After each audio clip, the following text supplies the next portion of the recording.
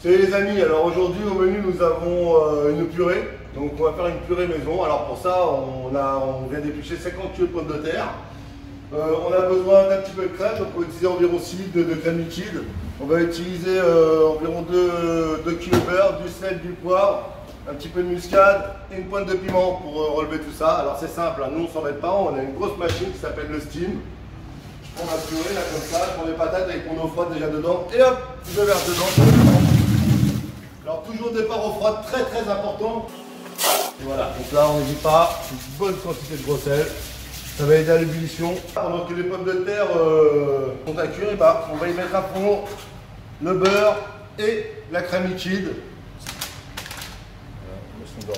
Une fois que les patates sont cuites, on va la passer dans un moulin à légumes où on ajoutera la crème au fur et à mesure. C'est un mixeur ou quelque chose comme ça, mais ça ne fait pas pareil, ça la rend un peu élastique quand même la patate. Donc il vaut mieux utiliser quand même un bon moulin à légumes, ce sera bien mieux. On a cuit les patates, donc vous voyez, ça rentre, ça ressort facilement. On a d'autres moulins, on en a déjà fait une petite partie, donc c'est simple. On prend quelques patates là comme ça. On retire l'excédent d'eau, on n'en a pas besoin. Hop, et on place dans notre moulin à légumes et on mouline. Simplement comme ça. Voilà ce que ça donne. Donc une fois qu'on a fait ça, je prends un petit peu de crème là.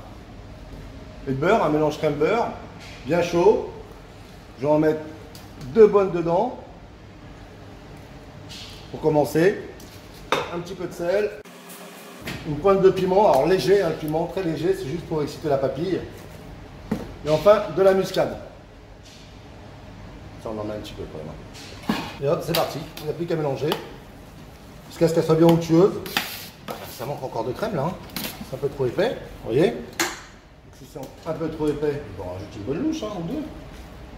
Jusqu'à ce qu'on ait une bonne consistance de purée. C'est plutôt pas mal.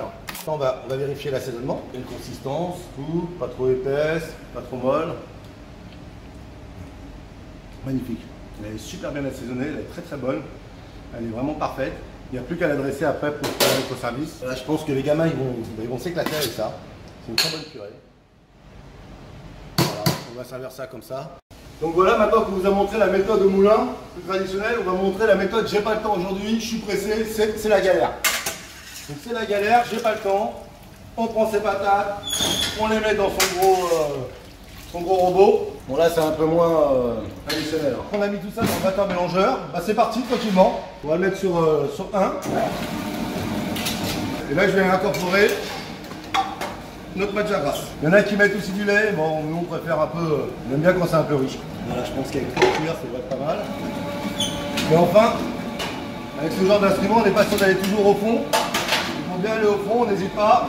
C'est encore une fois pas très orthodoxe, mais on le fait quand même.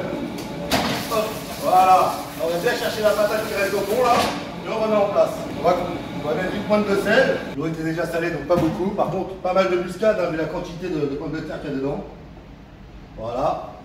Et enfin, une pointe de piment d'Espelette pour relever tout ça. Tout bête, tout simple, facile. On va vérifier tout ça. Voilà ce que ça donne au final, ou là. C'est plutôt pas mal, on va quand même goûter, on va vérifier l'assaisonnement, voir si c'est bon.